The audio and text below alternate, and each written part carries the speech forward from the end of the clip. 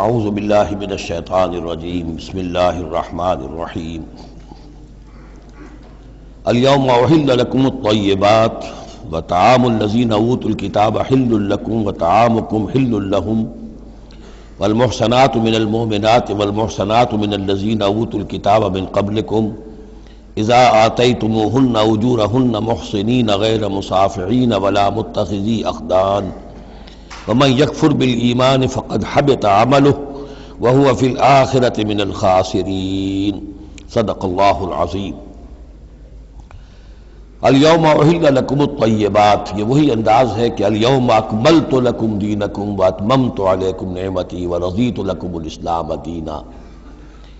آج کے دن تمہارے لیے تمام پاکیزہ چیزاں حلال کر دی گئیں، یعنی اگر اس سے پہلے کوئی مختلف مذاہب میں، یہود کی شریعت میں حضرت یعقوب علیہ السلام کی بات پسند و ناپسند جو ذاتی تھی اس کی بنا پر کوئی رکاوٹیں ہو گئی تھیں، یا یہ کہ مشرکانہ جو اوہام تھے ان کی وجہ سے تمہارے ذہنوں میں کچھ الجھنیں تھیں، آج ان سب کو صاف کیا جا رہا ہے۔ الیوم احل لکم الطیبات، تمام صاف ستھری پاکیزہ چیزاں تمہارے لیے حلال ہیں۔ وطعام الذین اوتوا الکتاب حل لکم، اور ان لوگوں کا کھانا بھی کہ جنہیں کتاب دی گئی تھی تمہارے لیے حلال ہے۔ لیکن اس میں ظاہر ہونا چاہیے کہ ان کا کھانا کہ جو ظاہر بات ہے کہ اگر عیسائی سور کھا رہا ہوگا تو وہ ہمارے لیے حلال نہیں ہوگا، مطلب یہ کہ ان کا گوشت ذبح کیا ہوا اگر ہو حلال جانور کا تو وہ ہم کھا سکتے ہیں، جانور حلال ہو، اور نمبر دو کہ اسے ذبح کیا گیا ہو۔ وطعامکم حل لہم، اسی طرح تمہارا کھانا بھی ان کے لیے حلال ہے۔ والمحصنات من المؤمنات، اور تمہارے لیے شادی کرنا بھی حلال ہے ان سے بھی کہ جو خاندانی خواتین ہوں اہل ایمان میں سے۔ والمحصنات من الذین اوتوا الکتاب من قبلکم، اور خاندانی خواتین ان لوگوں کی کہ جنہیں کتاب دی گئی تھی تم سے پہلے، یعنی مسلمان مرد جو ہے عیسائی اور یہودی خاتون سے شادی کر سکتا ہے۔ اذا آتیتموہن اجورہن، جب کہ تم انہیں ادا کر دو ان کے مہر۔ محسنین، نیت یہ ہو کہ انہیں گھر میں بسانا ہے، مستقل ایک خاندان کا ادارہ وجود میں لانا ہے۔ غیر مصافحین، صرف شہوت رانی کے لیے نہیں، صرف مستی نکالنے کے لیے نہیں۔ ولا متخذی اخدان، اور نہ ہی کوئی چھپی دوستی یاریاں بنانے کے لیے، کھلم کھلا نکاح ہو، ایک مسلمان مرد کسی عیسائی عورت سے، کسی یہودی عورت سے نکاح کر سکتا ہے۔ اس کے ضمن میں آج کل بہت سے اشکالات ہیں لوگوں کو، تو اس کے ضمن میں وضاحت کیے دیتا ہوں کہ جہاں تک تو شریعت کا اصل حکم ہے وہ تو یہ ہے، اور چونکہ شریعت محمد رسول اللہ پر پوری ہو چکی ہے، اب اس میں کوئی تغیر و تبدل نہیں ہو سکتا، لہذا اس کو منسوخ ہم نہیں کر سکتے، یہ تو قانون جو ہے قائم رہے گا، اور یہ اس کا جواز جو ہے، یہ اس کا جو کچھ لوگوں کو اس کے خلاف جو مصلحتیں نظر آتی ہیں وہ اپنی جگہ پر صحیح ہیں، لیکن اس کے باوجود قانون کو بدلا نہیں جا سکتا۔ اگر ایک خالص اسلامی ریاست ہو تو کچھ عرصے کے لیے کسی ایسی اجازت کو موقوف کیا جا سکتا ہے، جیسے حضرت عمر رضی اللہ تعالیٰ عنہ نے ایک زمانے میں جب کہ قحط پڑا ہوا تھا تو قطع ید کی سزا جو ہے، چوری پر ہاتھ کاٹنے کی سزا کو موقوف کر دیا تھا۔ یہ حالات ایسے ہیں۔ اسی طرح سے عارضی طور پر کسی حکم میں، کسی ایگزیکٹو آرڈر کے ذریعے سے، اسلامی حکومت کے کسی عارضی حکم کے ذریعے سے کوئی پابندی لگ سکتی ہے۔ مثلا چونکہ صورتحال یہ ہے کہ مسلمان مردوں کو اجازت ہے عیسائی اور یہودی عورتوں سے شادی کی، مسلمان عورت کی شادی نہیں ہو سکتی کسی بھی عیسائی یا یہودی مرد سے۔ اب اس کی کیا علت ہے کہ عام طور پر سمجھا یہی جاتا ہے کہ مرد غالب ہوتا ہے، لہذا اس کا امکان ہے کہ وہ اپنی بیوی کو سیدھے راستے پر لے آئے گا، نہ یہ کہ اس کی بیوی اسے غلط راستے پر لے جائے گی۔ دوسرے یہ کہ اس زمانے میں اولاد ہوتی تھی مرد کی، تو گویا کہ ثابت تھا کہ جو اولاد ہوگی وہ ماں پر نہیں ہوگی، عیسائی نہیں ہوگی، یہودی نہیں ہوگی، بلکہ وہ مسلمان ہوگی۔ دوسرے اس وقت مسلمانوں کا غلبہ ہو گیا تھا، اور یہودی عیسائی جو تھے وہ ان کے گویا کہ تابع ہو چکے تھے۔ نفسیاتی اعتبار سے یہ دونوں صورتیں اس وقت بدل چکی ہیں۔ آج مسلمان مغلوب ہیں، یہودی عیسائی جو ہیں ان کا پلڑا بھاری ہے دنیا کی سیاست میں اور دنیا کے معاملات میں۔ ویسے بھی مرد جو ہیں وہ کمزور ہو چکے ہیں اور عورتوں کا غلبہ ہے۔ اس حوالے سے مناسب یہی ہے کہ یہ شادیاں نہ ہوں، لیکن حرام ان کو ہم نہیں کہہ سکتے۔ البتہ کوئی اگر اسلامی ریاست کہیں قائم ہو جائے تو پھر وہ وقتی طور پر جب تک کہ حالات میں کوئی اور تبدیلی نہ ہو جائے، مصلحتوں کے پیش نظر اس اجازت کو عارضی طور پر منسوخ کر سکتی ہے۔ وَمَن يَكْفُرْ بِالْإِيمَانِ فَقَدْ حَبِطَ عَمَلُهُ، تو جس شخص نے ایمان کے ساتھ کفر کیا اس کے تمام اعمال حبط ہو گئے۔ اب اس میں اشارہ اہل کتاب کی طرف بھی ہو سکتا ہے کہ پہلے وہ صاحب ایمان تھے، جب تک محمد الرسول اللہ تشریف نہیں لائے جو حضرت عیسیٰ کو مانتا تھا وہ مومن تھا، جو حضرت موسیٰ کو مانتا تھا مومن تھا، لیکن یہ کہ اب اگر وہ نہیں مان رہے تو گویا کہ وہ کفر کر رہے ہیں۔ اور دوسری یہ کہ کوئی شخص ایمان کا مدعی ہو کر ایسی حرکتیں کرے کہ جو کہ کافرانہ ہے تو اس کے تمام اعمال حبط ہو جائیں گے، وَهُوَ فِي الْآخِرَةِ مِنَ الْخَاسِرِينَ، اور آخرت میں وہ ہوگا بڑے خسارہ پانے والوں میں۔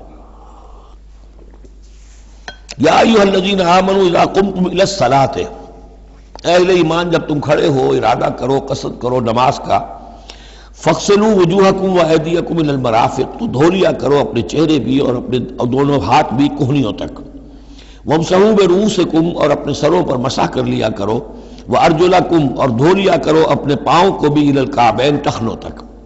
یہ ارجلکم اور ارجلکم دونوں قرأتیں ہمارے ہاں بھی ہیں، مستند قرأتوں میں ہیں۔ اہل تشیع جو ہے ویسے اس کو مستقل ارجلکم پڑھتے ہیں، اور ان کے نزدیک یہ مسح کے ساتھ ہے، وامسحوا برؤوسکم وارجلکم، مسح کر لیا کرو اپنے سروں پر بھی اور پیروں پر بھی۔ لیکن یہ کہ ہمارے اہل سنت کے نزدیک یہ ارجلکم ہے، اور اس میں چونکہ الی الکعبین کا آ گیا اضافہ، اگر صرف مسح ہوتا تو اس میں کوئی حد بیان کرنے کی ضرورت نہیں تھی، لہذا الی الکعبین کے اضافے سے وہ بالکل اس کے مساوی ہو گیا ہے الی المرافق، جیسے ہاتھوں کو دھونا ہے کہنیوں تک ایسے ہی پاؤں کو دھونا ہے ٹخنوں تک۔ وَإِن كُنتُمْ جُنُبًا فَاطَّهَّرُوا، اور اگر تم حالت جنابت میں ہو تو پھر تم اور زیادہ پاکی حاصل کرو، یعنی غسل کرو، پورے جسم کا غسل کرو۔ وَإِن كُنتُمْ مَرْضَىٰ أَوْ عَلَىٰ سَفَرٍ، اور اگر تم بیمار ہو یا سفر پر ہو، اور جاء أَحَدٌ مِّنكُم مِّنَ الْغَائِطِ، یا کوئی تم میں سے کسی نشیبی جگہ سے ہو کر آئے، عام طور پر قضاء حاجت کے لیے لوگ نشیبی جگہوں پر جاتے تھے، اور لامستم النساء، یا تم نے عورتوں سے مقاربت کی ہو، فلم تجدوا ماء، اور تم نہ پاؤ پانی، فتیمموا صعیدا طیبا، تو ارادہ کرو پاک مٹی کا، فامسحوا بوجوہکم وایدیکم منہ، تو اس سے اپنے چہروں اور ہاتھوں کو مل لو۔ ما یرید اللہ لیجعل علیکم من حرج، اللہ یہ نہیں چاہتا کہ تم پر کوئی تنگی کرے، پانی نہیں ہے تو مٹی سے، ولکن یرید لیطہرکم، لیکن یہ ضرور چاہتا ہے کہ وہ تمہیں پاک کرے، ولیتم نعمتہ علیکم، اور تم پر اپنی نعمت کا اتمام فرمائے، لعلکم تشکرون، تاکہ تم شکر کا حق ادا کر سکو۔ واذکروا نعمت اللہ علیکم ومیثاقہ الذی واثقکم بہ، اب دیکھیے ایک میثاق وہ تھا کہ جو بنی اسرائیل سے لیا گیا، اب یہ میثاق اہل ایمان سے ہو رہا ہے۔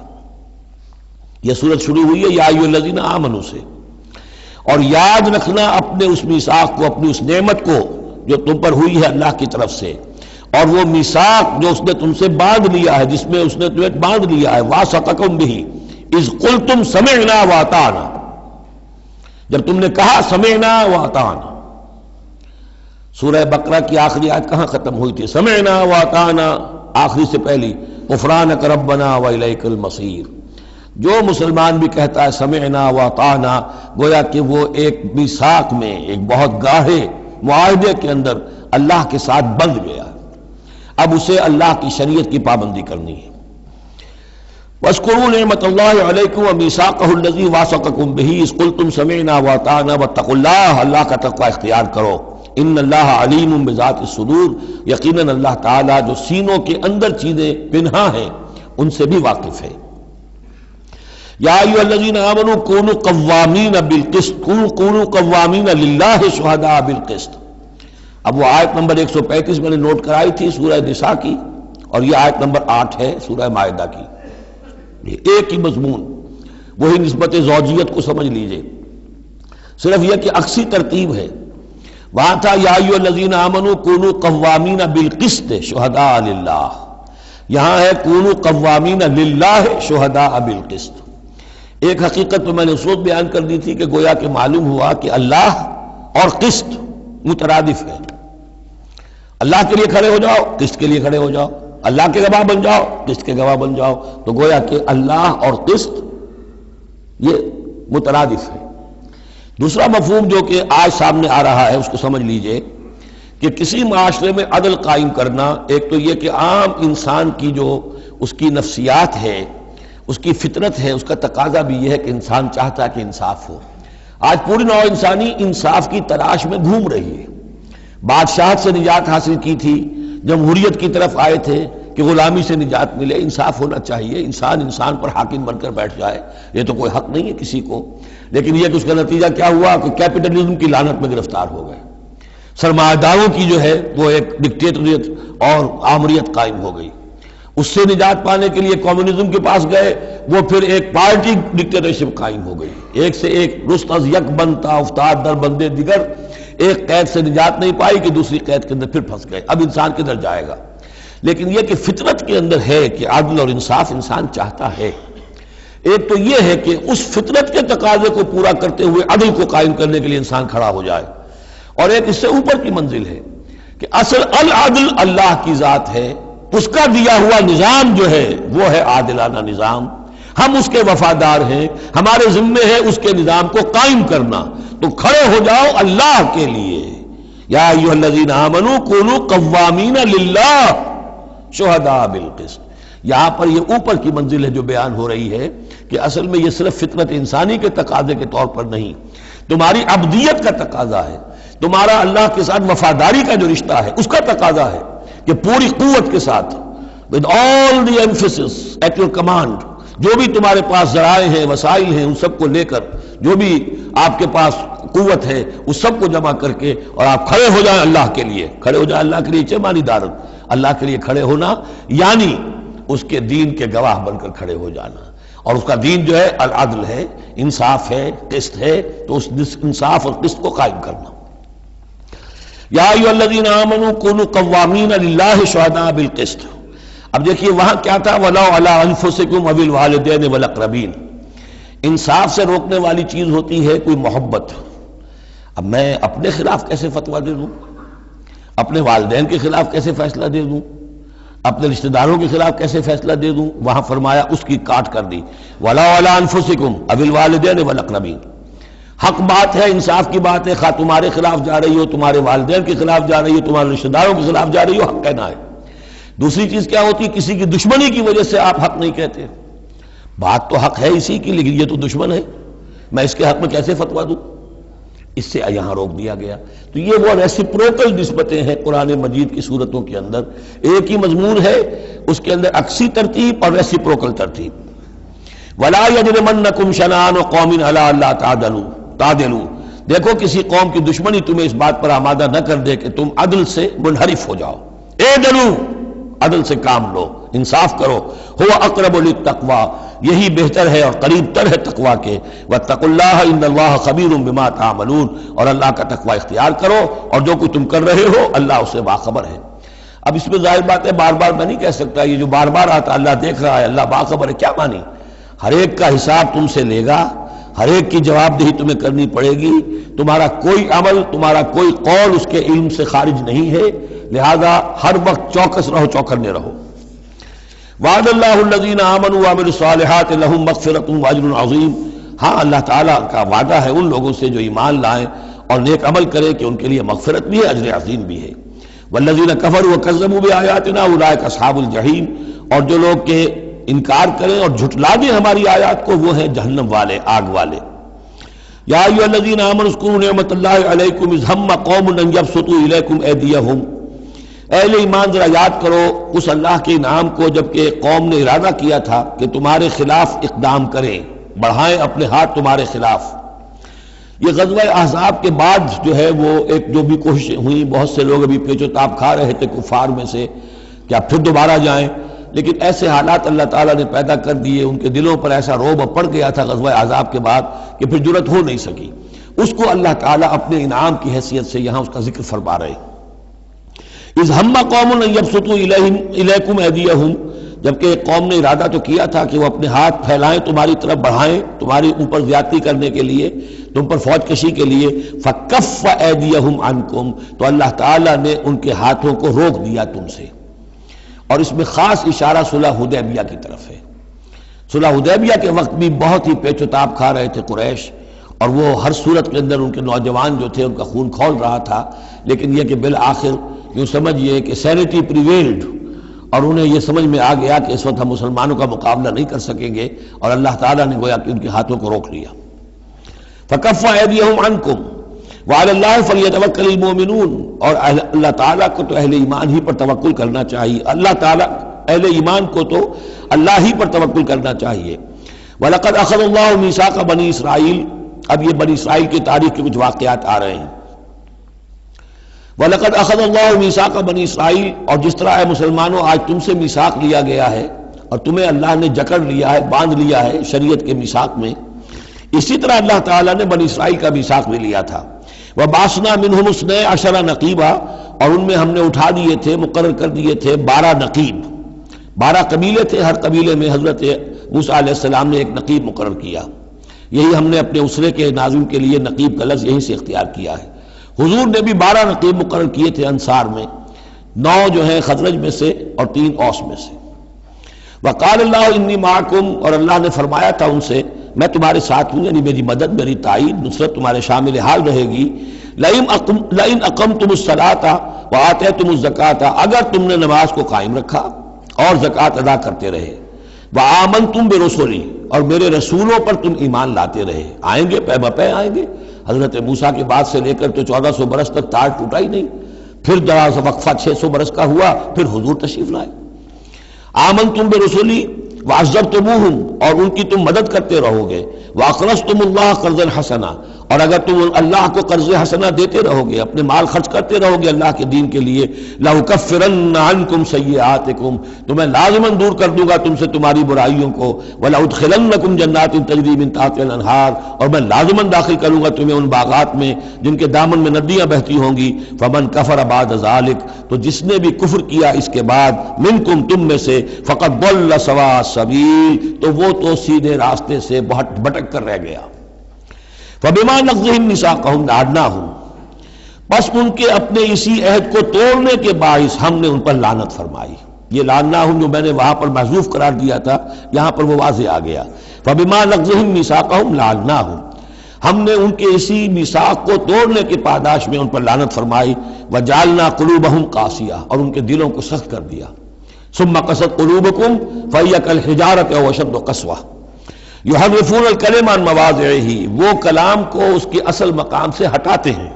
ونسوا حظا مما ذکروا به، اور وہ جو کچھ کہ ان کو دیا گیا تھا نصیحت کے طور پر، ہدایت کے طور پر، اس کے اکثر حصے کو بھول گئے یا اس سے فائدہ اٹھانا انہوں نے چھوڑ دیا۔ ولا تزال تطلع على خائنة منهم، اور اے نبی آپ ہمیشہ ان کی طرف سے خیانت کی اطلاعیں پاتے رہیں گے۔ آپ کو معلوم ہے کہ حضور جیسے ہی مدینے پہنچے تھے تو آپ نے پہلے 6 مہینے میں جو 3 کام کیے، کنسولیڈیشن اپنی پوزیشن کی مدینہ منورہ میں، ان میں سے ایک یہ بھی تھا کہ یہود کے 3 قبولوں سے معاہدے کر لیے، جوائنٹ ڈیفنس آف مدینہ، کہ اگر مدینے پر حملہ ہوگا تو مل جل کر دفاع کریں گے۔ لیکن یہ کہ اس کے بعد یہ ہر قبیلہ ایک ایک کر کے غداری کرتا رہا، تو یہ حضور سے کہا جا رہا ہے ولا تزال تطلع علی خائنۃ منہم، ان کی طرف سے خیانتیں ہوتی رہیں گی، ہر وقت ہوتی رہیں گی۔ الا قلیلا منہم، سوائے ان میں سے چند کے، کچھ لوگ شریف بھی ہوں گے۔ فاعف عنہم واصفح، تو ابھی درگزر کیجئے اور ذرا معاف کیجئے۔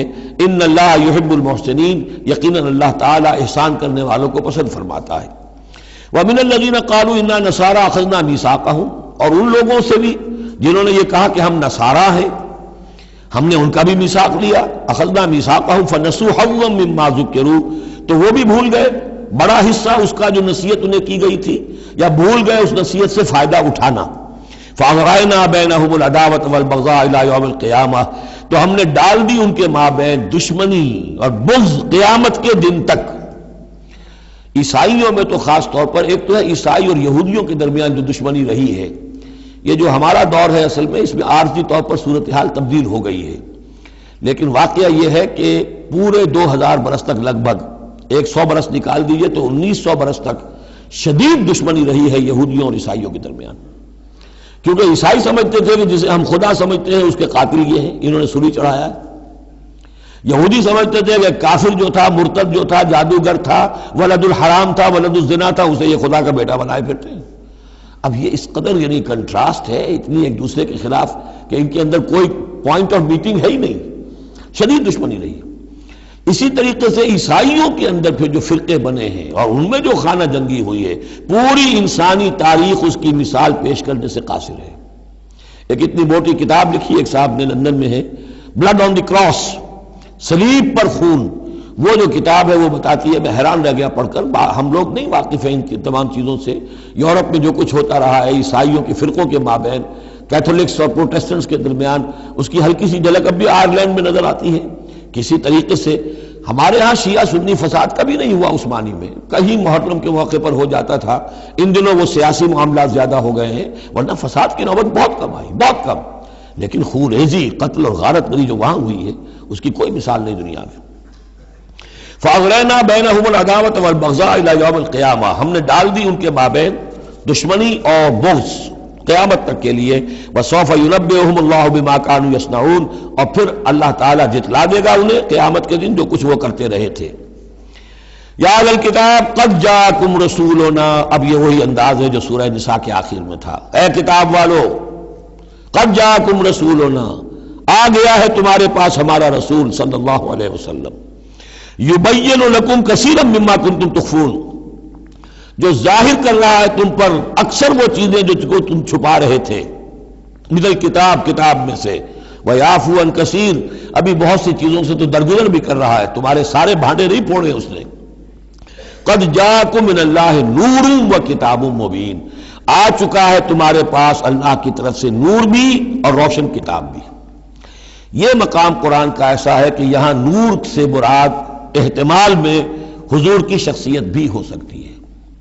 وہاں میں نے کہا تھا انزلنا الیکم نورا مبینا، نازل کر دیا ہے تمہاری طرف ایک روشن نور، وہاں اس سے مراد قرآن بنتا ہے، اس لیے کہ حضور کے لیے لفظ انزلنا یہ صحیح نہیں، اس پر منطبق نہیں ہو سکتا بعثت کے لیے، لیکن یہاں جاءکم من اللہ نور و کتاب مبین، یہ بھی معنی ہو سکتے ہیں کہ نور بھی قرآن کو کہا گیا ہو، اور واو جو ہے یہ واو تفسیری ہو، آ گیا ہے تمہارے پاس نور یعنی کتاب مبین، یہ بھی معنی ہو سکتے ہیں، احتمال یہ بھی ہے، لیکن یہ کہ یہ احتمال بھی موجود ہے کہ یہاں نور سے مراد محمد الرسول اللہ صلی اللہ علیہ وسلم کی ذات مبارکہ ہو، اور اس سے مراد حضور کی روح ہے، روح پر نور ہے، اور اس اعتبار سے کہ حضور کی روح جو ہے اور آپ کی روحانیت آپ کے پورے وجود کے اوپر غالب تھی، چھائی ہوئی تھی، لہذا آپ کو مجسم نور بھی کہا جا سکتا ہے، یہ صرف یوں سمجھیے استعارے کا انداز ہے، اس میں کوئی حرج کی بات نہیں۔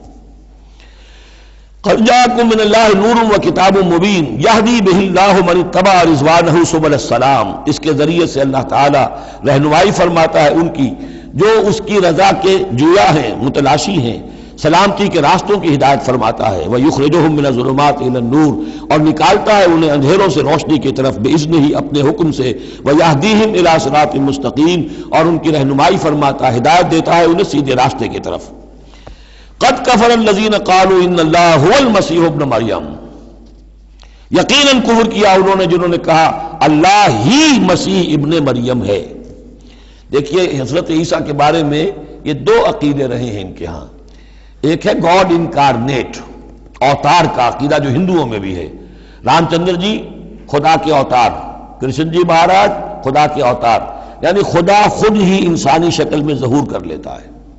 اسی طرح کا گاڈ انکارنیٹ کا کانسیپٹ عیسائیوں میں بھی رہا ہے، اور خاص طور پر جیکوبائٹس جو ان کا فرقہ رہا ہے وہ سختی کے ساتھ اس پر قائل تھا کہ اصل میں اللہ ہی نے حضرت مسیح کی شکل میں دنیا میں ظہور فرمایا ہے۔ جیسے ہمارے ہاں بھی بعض جو ہیں غلو میں آ کر محبت اور عقیدت اور عظمت محمد الرسول اللہ صلی اللہ علیہ وسلم کی اس میں ایک حد سے تجاوز کرتے ہوئے کہہ دیتے ہیں کہ وہی جو مستوی عرش تھا خدا ہو کر اتر پڑا وہ مدینے میں مصطفیٰ ہو کر، یہ گویا کہ وہی اوتار کا عقیدہ ہے جو ہم نے دوسروں سے سیکھ لیا ہے۔ اسی طریقے کی بات یہ ہے ان کے ہاں لقد کفر الذین قالوا ان اللہ هو المسیح ابن مریم، ان لوگوں نے بھی کفر کیا جنہوں نے کہا کہ اللہ ہی ہے، مسیح ابن مریم جو ہے حقیقت میں اللہ ہی ہے جو اس شکل میں ظاہر ہوا ہے۔ قل فمن یملک من اللہ شیئا، تو ان سے پوچھئے کہ کون ہے جسے اختیار ہو اللہ کے مقابلے میں کچھ بھی، ان اراد ان یہلک المسیح ابن مریم، اگر وہ ہلاک کرنا چاہے مسیح ابن مریم کو، وامہ اور اس کی ماں کو بھی، مریم کو بھی، ومن فی الارض جمیعا، اور جو بھی زمین میں ہے ان سب کو ہلاک کرنا چاہے تو کون اس کا ہاتھ روک لے گا؟ وَلِلَّهِ مُلْكُ السَّمَاوَاتِ وَالْأَرْضِ وَمَا بَيْنَهُمَا، اور اللہ ہی کے لیے ہے بادشاہی آسمانوں کی اور زمین کی اور جو بھی کچھ ان دونوں کے مابین ہے۔ یخلق ما یشاء،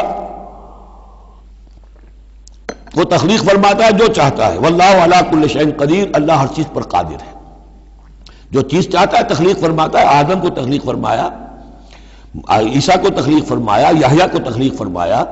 اعجاز کے اور معجزہ ہونے کی مختلف شکلیں ہیں۔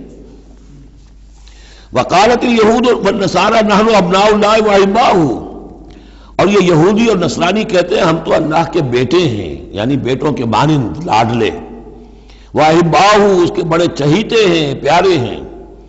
قل فلم يعذبكم بذنوبكم، تو ان سے کہیے کہ پھر وہ تمہیں عذاب کیوں دیتا رہا ہے تمہارے گناہوں کی پاداش میں؟ اللہ کی اولاد ہو، چہیتے ہو، نبوکدنضر کے ہاتھوں تمہیں پٹوایا، 6 لاکھ تمہارے قتل ہوئے، تمہارا ہیکل اول جو ہے وہ شہید ہوا، ایسیرینز کے ہاتھوں تمہاری سلطنت اسرائیل ختم ہوئی، پھر تمہیں یونانیوں نے رگڑا، پھر تمہیں جو ہے رومیوں نے جو ہے کس طریقے سے تمہیں ایذائیں پہنچائیں، اور تمہارا دوسرا جو ہیکل بنایا تھا وہ بھی گرا دیا۔ ایسے ہی لاڈلے ہوتے ہیں اللہ کے؟ یا اللہ اتنا ہی لاچار ہے، بیچارہ ہے، عاجز ہے؟ قل فلم يعذبكم بذنوبكم بل انتم بشر ممن خلق، نہیں، تم بھی انسان ہو جیسے کہ اور انسان اس نے بنائے ہیں۔ یغفر لمن یشاء، وہ جس کی چاہتا ہے بخشش فرماتا ہے، ویعذب من یشاء، جس کو چاہتا ہے سزا دیتا ہے۔ وللہ ملک السماوات والارض، اور آسمان اور زمین کی کل بادشاہی اللہ ہی کے لیے ہے، وما بینہما، اور جو کچھ ان دونوں کی مابین ہے ان کی بھی، وإلیہ المصیر، اور اسی کی طرف لوٹ جانا ہے۔ یا اہل الکتاب قد جاءکم رسولنا یبین لکم علی فترۃ من الرسل، پھر وہی بات لیکن یہاں ایک نئے نکتے کے ساتھ آئی ہے۔ اہل کتاب تمہارے پاس آ چکا ہے ہمارا رسول صلی اللہ علیہ وسلم، یبین لکم، جو تمہارے لیے واضح کر رہا ہے، بیان کر رہا ہے، علی فترۃ من الرسل، رسالت کے ایک انقطاع کے بعد۔ حضرت عیسیٰ اور حضور صلی اللہ علیہ وسلم کے مابین 600 برس ایسے گزرے ہیں کہ دنیا میں کوئی نبی کوئی رسول نہیں رہا۔ یہ فترت ہے، فترت ہے، وقفہ ہے عارضی، اور پھر حضور کی بعثت، اور پھر فترت دائمی، اب رسالت کا دروازہ ختم۔ 600 برس کے لیے عارضی بند، پھر حضور کی تشریف آوری، اور اب تا قیام قیامت دروازہ بند۔ یا اہل الکتاب قد جاءکم رسولنا یبین لکم علی فترۃ من الرسل ان تقولوا ما جاءنا من بشیر، مبادا تم یہ کہو کہ ہمارے پاس تو نہیں آیا کوئی بشارت دینے والا ولا نذیر، اور نہ کوئی خبردار کرنے والا۔ فقد جاءکم بشیر ونذیر، تو سن لو آ گیا ہے تمہارے پاس خبردار کرنے والا اور بشارت دینے والے۔ رسلا مبشرین ومنذرین لئلا یکون للناس علی اللہ حجۃ بعد الرسل وکان اللہ عزیزا حکیما۔ سورہ نساء کی وہ آیت اب آپ کے ذہن میں رہنی چاہیے، بنیادی آیت۔ واللہ علی کل شیء قدیر، اور اللہ ہر چیز پر قادر ہے۔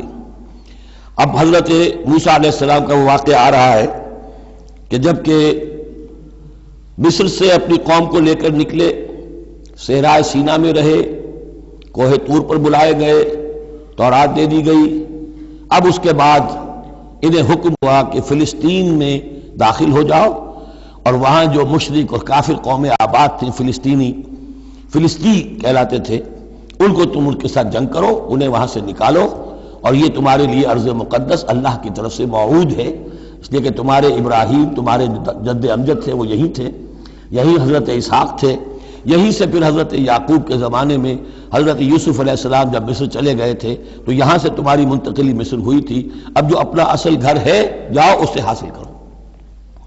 لیکن جب جنگ کا موقع آیا پوری قوم نے کورا جواب دے دیا کہ ہم جنگ کرنے کے لیے تیار نہیں۔ اس پر حضرت موسیٰ علیہ السلام کے مزاج میں جو تلخی پیدا ہوئی اور طبیعت کے اندر یوں سمجھیے بیزاری کی شدت پیدا ہوئی، وہ آپ دیکھیے گا کہ ہم یہ سمجھتے ہیں کہ رسول جو ہے وہ اپنی امت کے حق میں شفقت ہی شفقت ہوتا ہے، شفقت بھی ہے، جیسے اللہ کا معاملہ رؤوف بھی ہے، ودود بھی ہے، لیکن عزیز ذو انتقام بھی ہے، انتقام لینے والا بھی ہے، یہ دونوں شانیں ہیں۔ رسول کا معاملہ بھی یہی ہے، شفیق بھی ہے لیکن غیور بھی ہے، دین کی غیرت اس میں ہے، آپ سے بڑھ کر اللہ کے دین کی غیرت اس میں ہے، تو آخر ظاہر بات ہے کہ آپ کے طرز عمل سے بیزاری بھی ہوگی۔ پھر ان دونوں چیزوں کو سامنے رکھیے۔ اور یہ بات ذرا میں عرض کر دوں، تھوڑی سا نکتہ ہے سمجھنے کا، کہ چونکہ اس قوم کو اب تک بہت سا تجربہ ہوا تھا معجزوں کا، پیاس لگی، ہم سورہ بقرہ میں پڑھ آئے ہیں، ایک بھی چٹان پر 12 چشمے پھوٹ گئے، کوئی محنت تو کرنی نہیں پڑی۔ بھوک لگی، من و سلوہ نازل ہو گیا۔ دھوپ لگی، سائبان جو ہے وہ ابر کا سائبان ساتھ ساتھ چل رہا ہے۔ سمندر راستے میں آیا، پھٹا، اس نے راستہ دے دیا۔ تو اس سے یہ بھی کہا جا سکتا ہے کہ اس لاڈ پیار کی وجہ سے بگڑ گئے تھے، اور یہی حکمت ہے کہ حضور کی پوری زندگی میں آپ کو اس طرح کا کوئی معجزہ نظر نہیں آتا۔ مسلمانوں، جو کرنا ہے اپنی جان دے کر، ایثار سے، قربانی سے، محنت سے، مشقت سے، بھوک جھیل کر، فاقے برداشت کر کے کرو۔ یہ بہت اہم نکتہ ہے، سمجھ لیجیے۔ یہ عادی ہو گئے تھے۔ وَإِذْ قَالَ مُوسَىٰ لِقَوْمِهِ يَا قَوْمِ اذْكُرُوا نِعْمَتَ اللَّهِ عَلَيْكُمْ إِذْ جَعَلَ فِيكُمْ أَنْبِيَاءَ وَجَعَلَكُمْ مُلُوكًا، اور یاد کرو جب کہ موسیٰ نے کہا اپنی قوم سے، میری قوم کے لوگوں، اور تورات سے معلوم ہوتا ہے، بک آف ایکسوڈس جو ہے 6 لاکھ کی نفری تھی ان کی جب یہ نکلے ہیں مصر سے۔ اب ان میں بوڑھے بھی، بچے بھی اور عورتیں بھی، ان کو نکال دیجئے تو کم سے کم 1 لاکھ تو ہوں گے کہ جو ایسے لوگ ہوں کہ جو جنگ کی صلاحیت رکھتے ہوں، اور نیچے جائیے برسبیل تنزل تو 50,000 تو ہوں گے، لیکن ان کا حال کیا ہوا وہ دیکھ لیجئے۔ یا قوم اذکروا نعمت اللہ علیکم، میری قوم کے لوگوں، اللہ کے اس انعام کا احساس کرو جو تم پر ہوا ہے۔ اذ جعل فیکم انبیاء، جبکہ تمہارے اندر اس نے نبی اٹھائے، یعنی خود میں نبی ہوں، میرے بھائی ہارون نبی ہیں، حضرت موسیٰ نبی تھے، حضرت یوسف نبی تھے جو آئے تھے۔ وجعلکم ملوکا، اور تمہیں بادشاہ بنایا ہے۔ بادشاہ بنایا ہے تو ظاہر بات ہے اس وقت تک اگرچہ ان کی بادشاہت تو قائم نہیں ہوئی تھی، ہو سکتا ہے یہ پیشین گوئی ہو کہ جو بتائی جا رہی ہو کہ آئندہ تمہیں اللہ تعالیٰ زمین کی سلطنت بھی اور خلافت بھی دینے والا ہے، جیسے کہ حضرت داؤد اور حضرت سلیمان کے زمانے میں ہوئی۔ ایک رائے یہ بھی ہے کہ چونکہ حضرت یوسف کے زمانے میں انہیں بڑا اقتدار حاصل ہو گیا تھا، بادشاہ تو نہیں تھے، لیکن یہ کہ واقعتاً بادشاہوں کے بھی، جن کو کہتے ہیں کہ پیرزادے ہونے کے اعتبار سے بادشاہوں کے بھی مخدوم تھے اور ممدوح تھے، تو شاید اس کی طرف اشارہ ہو۔ وَآتَاكُم مَّا لَمْ يُؤْتِ أَحَدًا مِّنَ الْعَالَمِينَ، اور تمہیں وہ ساری چیزیں دیں جو پوری دنیا میں تمام جہان والوں میں کسی کو نہیں دی۔ یا قوم ادخلوا الارض المقدسۃ التي كتب اللہ لکم، اے میری قوم کے لوگوں اب داخل ہو جاؤ اس ارض مقدس میں، اس فلسطین میں جو اللہ نے تمہارے لیے لکھ دی ہے، اللہ کا فیصلہ ہے، تمہیں ملے گی۔ ولا ترتدوا على ادبارکم، اور اب اپنی پیٹھوں کے بل نہ واپس نہ پھرنا، فتنقلبوا خاسرین، اگر ایسا کرو گے تو خسارے میں رہو گے۔ قالوا یا موسیٰ ان فیہا قوما جبارین، انہوں نے کہا موسیٰ ہم فلسطین میں داخل ہو جائیں، اس میں تو بڑی جابر قوم ہے، بڑی طاقتور قوم ہے، قداور لوگ ہیں، لعین ہیں، جسیم ہیں۔ ان فیہا قوما جبارین وانا لن ندخلها حتی یخرجوا منها، ہم اس زمین میں داخل نہیں ہوں گے، اپنے قدم نہیں بڑھائیں گے جب تک کہ وہ وہاں سے نکل نہ جائیں۔ وَإِن يَخْرُجُوا مِنْهَا فَإِنَّا دَاخِلُونَ، وہ نکل جائیں پھر ہم داخل ہو جائیں گے۔ قَالَ رَجُلَانِ مِنَ الَّذِينَ يَخَافُونَ، کہا 2 اشخاص نے کہ جو خوف رکھتے تھے اللہ کا بھی، انعم اللہ علیہما، اللہ نے بھی ان پر انعام کیا تھا۔ یہ 2 شاگرد تھے جو قریبی صحابی یا حواری تھے حضرت موسیٰ کے۔ یوشع ابن نون تو وہ ہے کہ جو پھر ان کے بعد جانشین بھی ہوئے، اور گمان غالب یہی ہے کہ وہ نبی بھی تھے، اور دوسرے تھے کالب بن یفنہ۔ تو ان دونوں نے اپنے قوم کے لوگوں کو سمجھانا چاہا۔ قال رجلان من الذین یخافون انعم اللہ علیہما ادخلوا علیہم الباب، ہمت کرو دروازے میں ایک دفعہ گھسو تو صحیح۔ فاذا دخلتموہ فانکم غالبون، جب تم داخل ہو جاؤ گے تو غلبہ تمہیں مل جائے گا۔ وعلی اللہ فتوکلوا، اللہ پر توکل کرو، ان کنتم مؤمنین، اگر تم مومن ہو۔ قالوا یا موسیٰ انا لن ندخلها ابدا، انہوں نے کہا موسیٰ ہم تو کبھی بھی، یہ ترجمہ کبھی بھی اصل میں کیا گیا ہے اس مصحف میں بھی، لیکن یہ گرامر کے اندر عربی محاورے میں ابدا، ہرگز ہرگز، ہم ہرگز ہرگز داخل نہیں ہوں گے۔ یا موسیٰ لن ندخلها ابدا، ہم ہرگز داخل نہیں ہوں گے، ما داموا فیہا، جب تک کہ وہ اس میں موجود ہیں۔ فاذهب انت وربک، جاؤ تم اور تمہارا رب، اور یہ میری طرف سے اضافہ کر لیجئے، ساتھ اپنی لٹھیاں بھی لے جاؤ، یہ تمہارا عصا جو ہے اس نے بڑے بڑے کارنامے دکھائے ہیں، یہ بھی ساتھ لے جاؤ۔ فَذْهَبْ أَنْتَ وَرَبُّكَ فَقَاتِلَا، اور جا کے قتال کرو، إِنَّا هَاهُنَا قَاعِدُونَ، ہم تو یہاں بیٹھے ہیں، زمین جنبت نہ جنبت گم رہو محمد، ہم تو یہاں ٹکے ہوئے، ہم نہیں ہلیں گے۔ قال رب، اب دیکھیے بیزاری، وہی حضرت موسیٰ سورہ قصص میں آپ واقعہ پڑھیں گے کہ ایک قبطی جو تھا وہ مار رہا تھا ایک اسرائیلی کو، تو اس کی طرف سے پھر مدافعت کرتے ہوئے حضرت موسیٰ نے ایک مکہ رسید کیا اور اس قبطی کی جان نکال دی. فوقذہ موسیٰ فقضى علیہ. اس وقت اتنی محبت اپنی قوم سے، اور اب کیا حال ہے؟ قال رب انی لا املک الا نفسی واخی. انہوں نے عرض کیا پروردگار مجھے تو اختیار نہیں ہے سوائے اپنی جان کے اور اپنے بھائی ہارون کی جان کے. ففرق بیننا، باقی یہ پوری قوم انکار کر رہی ہے تو اب تفریق کر دے، علیحدہ کر دے، جدائی ڈال دے ہمارے مابین، وبین القوم الفاسقین، اور ان ناہنجار لوگوں کے درمیان. میں اب ان کے ساتھ رہنا نہیں چاہتا. آج کی اصطلاح میں ہم کہہ سکتے ہیں میرا استعفیٰ قبول فرما لے، کہ میں اب ان کے ساتھ نہیں رہنا چاہتا. ان کی ناہنجاری، جو کچھ انہوں نے دیکھا ہے، میرے ہاتھوں سے جو معجزے دیکھے ہیں، میرے اور ان کے درمیان اب تفرقہ پیدا کر دے.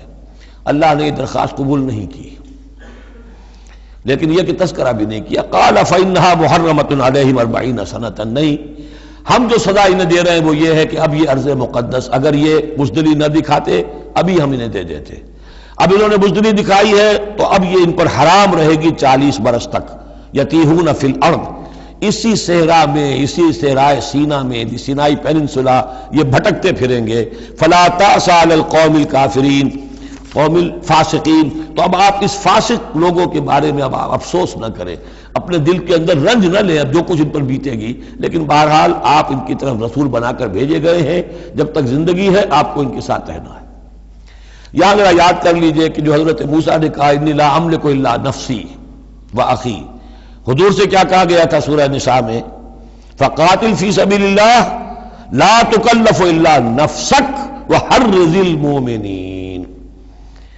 اے نبی آپ اللہ کی راہ میں قتال کیجئے، آپ پر ذمہ داری نہیں ہے سوائے اس کے کہ آپ کی اپنی جان ہے، اور آپ اہل ایمان کی جتنی تحریض، ترغیب، تشویق، جتنے ان کے ایمان کے جذبات کو اپیل کرنا ممکن ہے کیجئے بس. وَاتْلُ عَلَيْهِمْ نَبَأَ ابْنَيْ آدَمَ بِالْحَقِّ.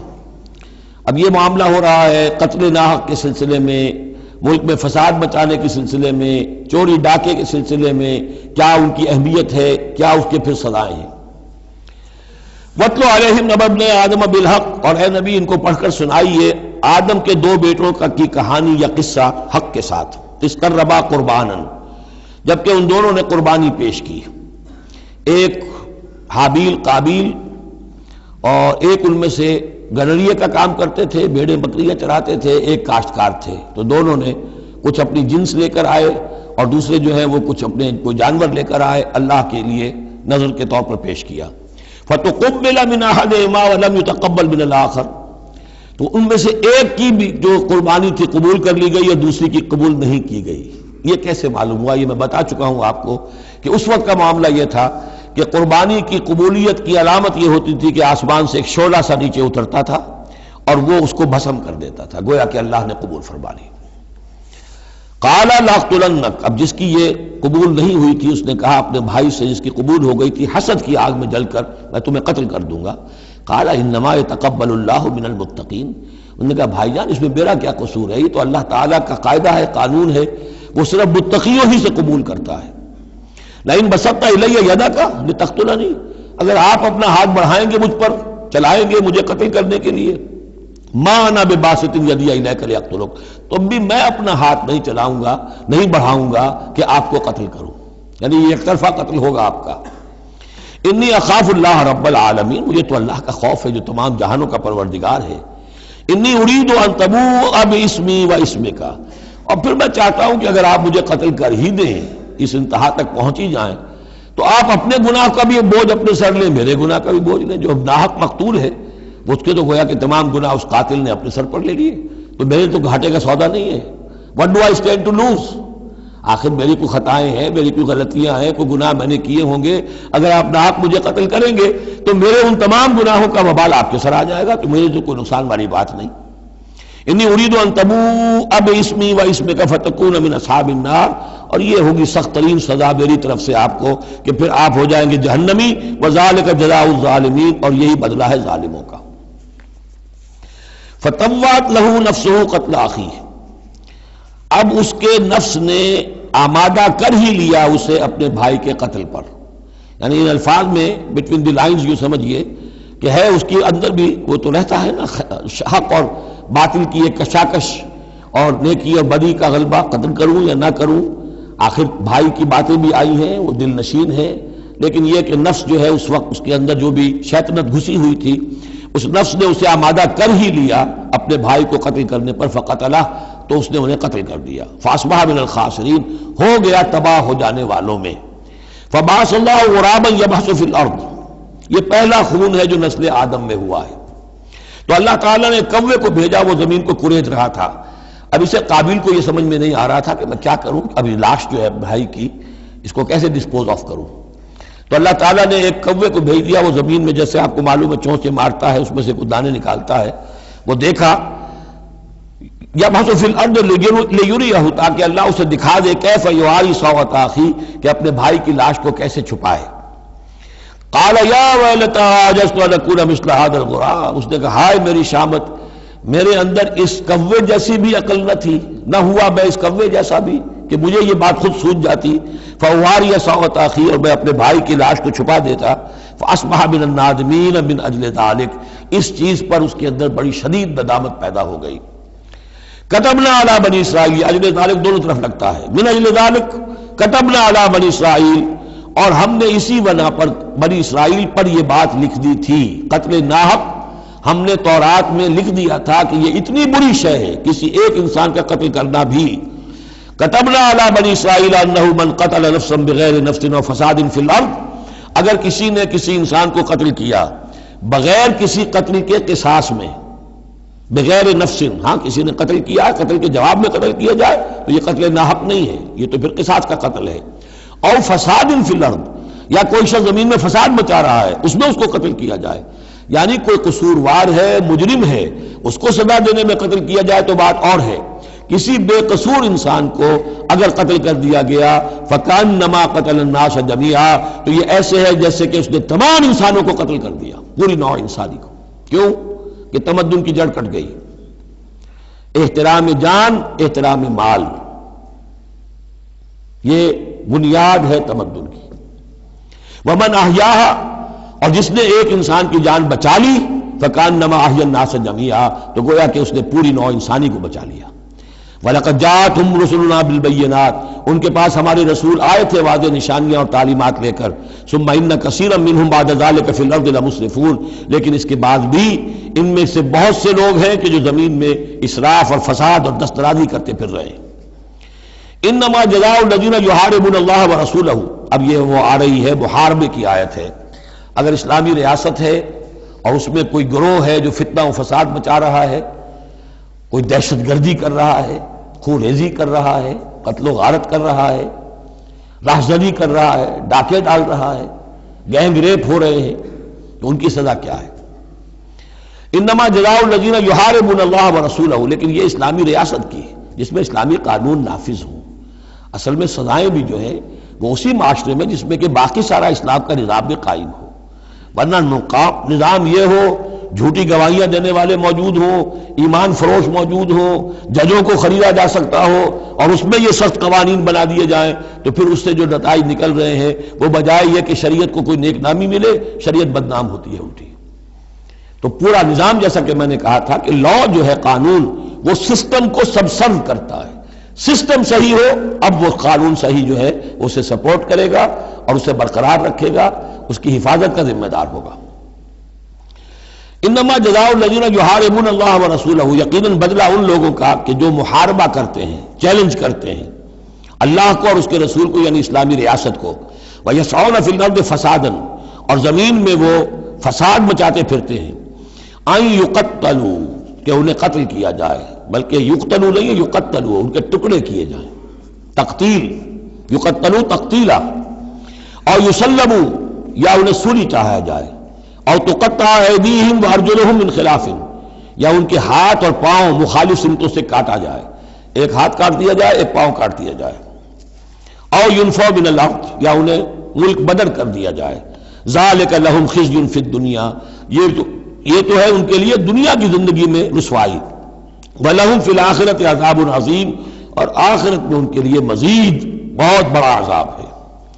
إِلَّا الَّذِينَ تَابُوا مِن قَبْلِ أَن تَقْدِرُوا عَلَيْهِمْ، سوائے اس کے کہ جو لوگ توبہ کر لیں اس سے پہلے کہ تم ان پر قابو پاؤ، ایک تو یہ ہے کہ توبہ کر لی ہے، ابھی وہ ڈاکو پکڑے نہیں گئے، پکڑے جانے سے پہلے توبہ کر رہے ہیں، اس میں رعایت کی گنجائش ہے، لیکن جب پکڑے گئے اب توبہ کا دروازہ بند ہو گیا۔ الا الذین تابوا من قبل ان تقدروا علیہم، سوائے ان کے کہ جو توبہ کر لیں اس سے پہلے کہ تم ان کے اوپر قابو پاؤ، فاعلموا ان اللہ غفور رحیم، تو ان کے ساتھ نرمی کی جا سکتی ہے، تو جان لو کہ اللہ تعالیٰ غفور اور رحیم ہے۔ یہی معاملہ کیا تھا حضرت علی رضی اللہ تعالیٰ عنہ نے خوارج کے ساتھ کہ اگر تم اپنے غلط عقیدے پر قائم رہو میں تمہیں کچھ نہیں کہوں گا، لیکن تم اگر خون ریزی کرو گے، قتل و غارت کرو گے، تو پھر ظاہر بات ہے کہ میں تمہارے ساتھ رعایت نہیں کر سکتا، محض عقیدے کی حد تک میں تمہیں کچھ نہیں کہوں گا۔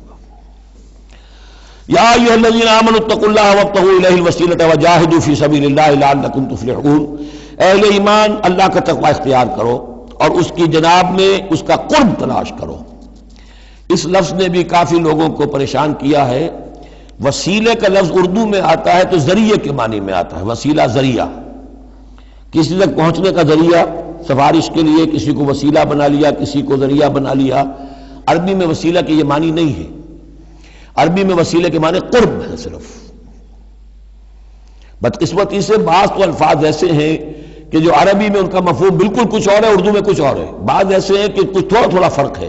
جیسے ذلیل کا لفظ ہے، عربی میں اس کے معنی ہے صرف کمزور، اردو میں اس کے معنی ہے کمینے کے، زمین و آسمان کا فرق آ گیا۔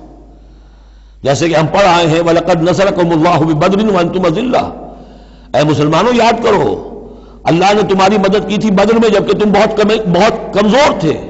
اب اگر وہاں ذلیل کا ترجمہ اردو والا کر دیا جائے تو پھر ہمارے ایمان کے لالے پڑ جائیں گے۔ اسی طریقے سے عربی میں جہل کے معنی جو ہے وہ جذباتی ہونا ہے، ان پڑھ ہونا نہیں، پڑھے لکھے جاہل ہو سکتے ہیں، جذباتی ہیں، اکھنڈ ہے، اکھڑ مزاج کے لوگ ہیں، وہ غیر عالم کو جاہل نہیں کہتے، لیکن اردو میں جاہل کہتے ہیں جو ان پڑھ ہو۔ اسی طریقے سے یہ لفظ وسیلہ ہے، اس کا جو اصل مفہوم ہے قرب۔ اہل ایمان اللہ کا تقوی اختیار کرو نمبر ایک، لیکن تقوی جو ہے وہ ذرا ایک نیگیٹو بات ہے، بچنا اللہ سے، اللہ کے غضب سے، اللہ کی ناراضگی سے، برائی سے بچنا، گناہ سے بچنا، نافرمانی سے بچنا، اللہ کے احکام کو توڑنے سے بچنا، یہ ایک منفی کانسیپٹ ہے۔ وابتغوا الیہ الوسیلہ، نہیں، آگے بڑھو، اس کا قرب تلاش کرو، تقرب، اس سے نزدیک ہو جاؤ، قریب سے قریب ہو جاؤ۔ لیکن اس تقرب کا ذریعہ کیا ہوگا؟ وَجَاهِدُوا فِي سَبِيلِهِ لَعَلَّكُمْ تُفْلِحُونَ، اس کی راہ میں جہاد کرو تاکہ تم فلاح پاؤ۔ اس سے بات بالکل کھل گئی۔ تقوی اور تقرب اللہ کے لیے جہاد۔ تقوی شرط لازم ہے، پہلے تو یہ کہ جو حرام چیزیں ان سے آپ بچیں، جن چیزوں سے روک دیا گیا ہے ان سے رک جائیں، اور اللہ کی نافرمانی جو ہے اس سے باز آ جائیں۔ اب اس کے بعد اس کی طرف آگے بڑھنا چاہتے ہیں، تقرب حاصل کرنا چاہتے ہیں، اس کی راہ میں جہاد کیجیے۔ ان الذین کفروا لو ان لهم ما فی الارض جمیعا ومثلہ معہ، یقیناً وہ لوگ جنہوں نے کفر کیا اگر ان کے پاس ہوتی وہ ساری دولت کی جو زمین میں ہے کل کی کل، اور اتنی ہی اور بھی ہوتی، لیفتدوا بہ من عذاب یوم القیامہ، کہ وہ اس کے ذریعے سے فدیہ دے کر چھوٹ سکے قیامت کے دن کے عذاب سے، ما تقبل منہم، وہ ان سے ہرگز قبول نہیں کی جائے گی۔ یہ بھی تعلیق بالمحال ہے، نہ ایسا ہوگا نہ ممکن ہے، لیکن یہ کہ آخری درجے میں اس کو بیان کر دینا کہ اگر اتنی دولت بھی ہو تب بھی اللہ کیا وہ فدیہ جو ہے قبول نہیں ہوگا۔ وَلَهُمْ عَذَابٌ أَلِيمٌ، اور ان کے لیے تو دردناک عذاب ہے۔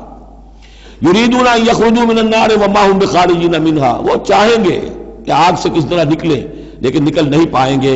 وَلَهُمْ عَذَابٌ مُقِيمٌ، اور ان کے لیے ہوگا قائم رہنے والا عذاب، مسلسل دائم اور قائم۔ وَالسَّارِقُ وَالسَّارِقَةُ فَاقْطَعُوا أَيْدِيَهُمَا، اور چوری خواہ مرد کرے خواہ چوری کرنے والی عورت ہو، ان دونوں کا ہاتھ کاٹ دو، ایک ایک ہاتھ، ایدیہما، ان کے ایک ایک ہاتھ کاٹ دو۔ جزاء بما کسبا، یہ بدلہ ہے ان کے کرتوت کا، نکالا من اللہ، اور یہ عبرتناک سزا ہے اللہ کی طرف سے۔ اب دیکھیے یہاں میں مثال دیتا ہوں آپ کو اہل قرآن کی حکمت اور ان کی سمجھداری کی۔ غلام احمد پرویز صاحب کہتے ہیں کہ یہ جو ہے کہ ہاتھ کاٹ دو چور کا، اس کا مطلب ہے ایسا نظام بنا دو کہ چوری کی ضرورت ہی نہ پڑے۔ اچھا یہ تو ہم بھی چاہتے ہیں کہ نظام ایسا ہو، کفالت عامہ ہو، کوئی شخص مجبوراً چوری نہ کرے، اس لیے کہ اس کی کفالت کے لیے اگر موجود ہے، وہ ریاست جو ہے اس کی تمام بنیادی ضروریات کی کو انڈر رائٹ کر رہی ہے تو اسے چوری کی ضرورت نہیں ہے۔ ہم بھی چاہیں گے کہ یہ بات ٹھیک ہے، لیکن یہ کہ اس کا مطلب یہ ہے، یہ غلط ہے۔ لیکن قرآن کس طرح اپنی حفاظت کرتا ہے؟ ایسے نظام کا قائم کرنا عبرت ہوگی؟ ایسا نظام کا قائم کرنا ان کے کرتوتوں کی سزا ہوگی؟ قرآن مجید پر اس قسم کا باطل جو ہے حملہ آور نہیں ہو سکتا۔ دو الفاظ، فَاقْطَعُوا أَيْدِيَهُمَا، ان کے ہاتھ کاٹ دو، جزاء بما کسبا، جو کمائی انہوں نے کی ہے اس کا بدلہ۔ اچھا، جو کمائی انہوں نے کی اس کا بدلہ یہ ہے کہ اچھا نظام قائم کرو۔ نکالن، نکال کہتے ہیں کہ عبرتناک سزا، نکالن من اللہ، اللہ کی طرف سے عبرت کے لیے۔ اور یہ اسلام کے اندر جو تعزیرات ہیں اور حدود ہیں اور سزائیں ہیں، ان کے لیے لفظ نکال بہت اہم ہے۔ عبرتناک سزا، اگرچہ شہادت کا قانون بڑا سخت رکھا ہے، شبہ ہو تو ملزم کو چھوڑنے کی ہدایت ہے۔ جو آج بھی دنیا کے اندر جو اصول ہیں کہ جو بھی ڈاؤٹ ہے اس کا فائدہ جو ہے، شک کا فائدہ وہ ملزم یا ملزم کو جائے گا، لیکن یہ ساری کے باوجود اگر ثابت ہو گیا ہے، اب سزا وہ دو کہ ایک کو سزا ملے اور لاکھوں کی آنکھیں کھل جائیں، تاکہ آئندہ سے پھر یہ جرم کرنے کی ہمت کسی میں نہ ہو۔ یہ جو ڈیٹرنس ہے، اس طرح کی سزائیں کہ جن سے برائی جو ہے اس کو استحصال معاشرے سے کیا جا سکے، یہی واحد ذریعہ ہے، ورنہ دنیا میں امریکہ جیسی کلچر سوسائٹی کے اندر بھی موسٹ ہینس کرائم موجود ہے، بڑا ہی گھناؤنا جرم موجود ہے، اس لیے کہ اس قسم کی سزائیں ہیں ہی نہیں۔ لوگ جرم کرتے ہیں، جیل میں رہے، عیش کیا، کچھ دیر کے بعد پھر آئے، پھر جرم کیا، پھر چلے گئے، باہر جا کے کیا کریں گے، وہاں تو سرکاری مہمان ہیں۔ تو یہ سارا فلسفہ جو ہے نتیجہ کہ جرم جو ہے ان کا وہ بڑھتا چلا جا رہا ہے۔ والسارق والسارقۃ فاقطعوا أيديهما جزاء بما كسبا نكالا من الله والله عزيز حكيم، اللہ زبردست ہے، حکمت والا۔ فمن تاب من بعد ظلمه واصلح فإن الله يتوب عليه، تو جس نے بھی توبہ کر لی اس کے بعد اپنے ظلم اور اپنے جرم کے پیچھے واصلہ اور اصلاح کر لی تو اللہ قبول کرتا ہے اس کی توبہ کو۔ ان اللہ غفور الرحیم، یقیناً اللہ غفور الرحیم ہے۔ لیکن جرم کی سزا دنیا میں ختم نہیں ہوگی۔ ایک جرم جو کیا ہے وہ جرم ہے دنیا کا، گناہ ہے اللہ کا۔ جرم کی سزا دنیا میں ملے گی، گناہ کی سزا اللہ نے دینی ہے، اس کو اللہ معاف فرما دے گا اگر توبہ کی ہے۔ اگر توبہ نہیں کی ہے تو پھر یہ کہ اس کی سزا بھی ملے گی۔ الم تعلم ان اللہ لہ ملک السماوات والارض، کیا تم جانتے نہیں کہ اللہ ہی کے لیے ہے آسمانوں اور زمین کی بادشاہی۔ یعذب من یشاء ویغفر لمن یشاء، وہ سزا دے گا جس کو چاہے گا اور بخش دے گا جس سے چاہے گا۔ واللہ علی کل شیء قدیر، اللہ ہر چیز پر قادر ہے۔ یا ایھا الرسول لا يحزنک الذین یسارعون فی الکفر من الذین قالوا آمنا بافواہہم ولم تؤمن قلوبہم۔ یہ پھر ذکر آ رہا ہے، لیکن یہاں بھی گڑبڑ ہے معاملہ سورہ بقرہ کی طرح۔ منافقین پر بھی انطباق ہوگا اس کا، اور اہل کتاب کے بھی وہ لوگ جو ان کے طرف کے منافق تھے، جن کا میلان اسلام کی طرف بھی تھا، چاہتے بھی تھے کہ مسلمانوں میں شامل رہے، لیکن وہ اپنے ساتھیوں کو بھی چھوڑنے کو تیار نہیں تھے۔ تو یہ جو بیچ بیچ میں مذبذبین بین ذالک تھے، یہ دونوں طرف کے لوگ تھے۔ یا ایھا الرسول لا يحزنک الذین یسارعون فی الکفر، اے رسول صلی اللہ علیہ وسلم، نہ غمگین ہو آپ ان لوگوں کی سرگرمیوں سے، بھاگ دوڑ سے، کہ جو کفر کے ضمن میں بڑی سرگرمی دکھا رہے ہیں۔ من الذین قالوا آمنا بافواہہم، ان لوگوں میں سے جو اپنے منہ سے تو کہتے ہیں کہ ہم ایمان رکھتے ہیں، ولم تؤمن قلوبہم، اور ان کے دل ایمان نہیں لائے ہیں۔ ومن الذین ہادوا، اور اسی طرح کے لوگ یہودیوں میں سے ہیں۔ سماعون للکذب، یہ بڑے ہی غور سے سنتے ہیں، توجہ سے سنتے ہیں جھوٹ کو۔ سماعون لقوم آخرین، اور یہ سنتے ہیں کچھ اور لوگوں کے لیے، یعنی ایک تو یہ ہے کہ ان کی جھوٹی باتیں بڑی توجہ سے سنیں گے، شیاطین جو ہیں ان کے، وَإِذَا خَلَوْا إِلَىٰ شَيَاطِينِهِمْ قَالُوا إِنَّا مَعَكُمْ إِنَّمَا نَحْنُ مُسْتَهْزِئُونَ۔ پھر یہ کہ ان کی طرف سے جاسوس بن کر آئیں گے مسلمانوں کے ہاں، کہ یہاں بڑی توجہ سے بات سنتے ہیں تاکہ جا کے رپورٹ کر سکیں، آج محمد نے یہ کہا، آج فلاں معاملہ ہوا صلی اللہ علیہ وسلم۔ تو سماعون لقوم آخرین، اس کے دونوں ترجمے ہو سکتے ہیں کہ وہ دوسری قوم کی باتوں کو بڑی توجہ سے سنتے ہیں، یا سنتے ہیں دوسری قوم کے لوگوں کے لیے، انہیں رپورٹ کرنے کے لیے، ان کے اسپائس کی حیثیت سے آ کر۔ لم یاتوک، جو آپ کے پاس نہیں آتے، یعنی ان کے جو گرو گھنٹال ہیں، ان کے جو لیڈر ہیں، ان کے جو شیاطین ہیں، وہ آپ کے پاس نہیں آتے۔ یہ جو بین بین کے لوگ ہیں در حقیقت وہ آتے ہیں جن کے ذریعے سے یہ سارا معاملہ جو ہے جاسوسی کا چل رہا ہے۔ یحرفون الکلم من بعد مواضعہ، وہ کلام کو پھیر دیتے ہیں اس کی جگہ کے اور موقع اور محل کے معین ہو جانے کے بعد. یقولون ان اوتیتم ھذا فخذوہ، وہ کہتے ہیں اگر تمہیں یہ شے مل جائے تو لے لینا. کوئی مقدمہ ہے، وہ لا رہے ہیں حضور کے پاس، پہلے سے طے کر رکھا ہے، اگر تو فیصلہ یہ ہوگا محمد کا ہم قبول کر لیں گا، اگر یہ فیصلہ نہیں کریں گے ہم فیصلہ رد کر دیں گے. اور اسی سے یہ بات سمجھ لیجئے کہ اصل میں فتح مکہ تک جس معنی میں ہم لفظ بولتے ہیں ریاست، اسلامی ریاست، پورے طور پر ایک ہمہ گیر ریاست پورے طور پر مدینے میں فتح مکہ کے بعد قائم ہوئی ہے، پہلے قائم نہیں ہوئی. ورنہ کسی ریاست میں دو جوڈیشل سسٹمز نہیں ہو سکتے، سوائے جو پاکستان میں ابھی ہوا ہے، 2 چیف جسٹس بھی ہو گئے ہمارے ہاں چند دن کے لیے، لیکن یہ کہ یہ انہونی بات تھی جو ہوئی ہے. لیکن یہ کہ ہوتا نہیں دنیا میں، ایک ریاست ایک عدالتی نظام. یہ لوگ جب چاہتے تھے حضور کے پاس آ جاتے تھے، جب چاہتے تھے کسی اور یہودیوں کی عدالت میں لے جاتے تھے. تو پیرلل نظام وہاں چل رہے تھے. ہمہ گیر ریاست وحدت کی حیثیت سے، ایک آرگینک ہول کی حیثیت سے یہ فتح مکہ کے بعد قائم ہوئی ہے. یقولون ان اوتیتم ھذا فخذوہ، کہتے ہیں کہ اگر یہ فیصلہ ملے تو تم لے لینا، قبول کر لینا. وَإِن لَّمْ تُؤْتَوْا فَاحْذَرُوا، اور اگر یہ شے نہ تمہیں ملے، نہ فیصلہ ملے، یہ ڈگری نہ تمہارے حق میں جاری کی جائے تو پھر بچ جانا، کترا جانا. وَمَن يُرِدِ اللَّهُ فِتْنَتَهُ فَلَن تَمْلِكَ لَهُ مِنَ اللَّهِ شَيْئًا، اور جس کو اللہ تعالیٰ ہی نے فتنے میں مبتلا کرنے کا فیصلہ کر لیا ہو تو تم اس کے لیے اللہ تعالیٰ کے مقابلے میں کوئی مددگار نہ پاؤ گے، کوئی شے نہیں ملے گی. اولئک الذین لم یرد اللہ ان یطہر قلوبہم، یہ وہ لوگ ہیں کہ جن کے دلوں کو پاک کرنا اللہ نے چاہا ہی نہیں. لم یرد اللہ ان یطہر قلوبہم لہم فی الدنیا خزی، ان کے لیے دنیا میں بھی رسوائی ہے. ولہم فی الآخرۃ عذاب عظیم، اور آخرت میں ان کے لیے دردناک اور بہت بڑا عذاب ہے. سماعون للکذب، یہ خوب سنتے ہیں اچھی طرح اور چٹخارے لے لے کر سنتے ہیں جھوٹ کو. اکالون للسحت، خوب کھانے والے ہیں پیٹ بھر بھر کر حرام کے. فإن جاؤوک، پھر اگر یہ آپ کے پاس آئیں، فحکم بینہم، آپ چاہیں تو ان کا مقدمہ لیں اور فیصلہ کریں. او اعرض عنہم، آپ چاہیں تو ان کا مقدمہ لینے سے انکار کر دیجیے، کیونکہ نیتیں ان کی نیک نہیں ہیں. وہ آپ کا فیصلہ لینے نہیں آئے، طے کیے بیٹھے ہوئے پہلے سے کہ اگر فیصلہ یہ ہوگا تو قبول کر لیں گے ورنہ ہم لوٹ کے آ جائیں گے. تو ایسے لوگوں پر اپنا وقت ضائع کرنا جو ہے اس کو کوئی ضرورت نہیں ہے. لیکن یہ کہ اندیشہ یہ ہو سکتا تھا کہ یہ جا کے پروپیگنڈا کریں گے، دیکھو ہم تو گئے تھے محمد کے پاس مقدمہ لے کر، یہ کیسے نبی ہے رسول ہے، یہ مقدمے کا فیصلہ کرنے کو تیار نہیں. تو یہ جو اندیشہ ہو سکتا تھا اس کی پھر آگے اللہ تعالیٰ کی طرف سے حضور کو اطمینان دلایا جا رہا کہ آپ پرواہ نہ کریں اس اندیشے کی. فَإِن جَاءُوكَ فَاحْكُم بَيْنَهُمْ أَوْ أَعْرِضْ عَنْهُمْ، اگر وہ آئیں آپ کے پاس اپنا مقدمہ لے کر تو چاہے تو آپ فیصلہ کریں اور چاہے اعراض کریں. وَإِن تُعْرِضْ عَنْهُمْ، اگر آپ ان سے اعراض کریں گے، ان کا مقدمہ جو ہے فیصلہ کرنے سے انکار کر دیں گے، فَلَن يَضُرُّوكَ شَيْئًا، وہ آپ کو کوئی ضرر نہیں پہنچا سکیں گے. ان کے مخالفانہ پروپیگنڈے سے قطعاً کوئی آپ کو ہراساں ہونے کی ضرورت نہیں ہے. وَإِنْ حَكَمْتَ، اور اگر آپ فیصلہ کریں، فَحْكُم بَيْنَهُمْ بِالْقِسْطِ، تو بہرحال آپ کو فیصلہ کرنا ہے عدل اور قسط کے ساتھ، انصاف کے ساتھ. ان اللہ یحب المقسطین، یقیناً اللہ تعالیٰ جو ہے وہ انصاف کرنے والوں کو پسند کرتا ہے، ان سے محبت کرتا ہے.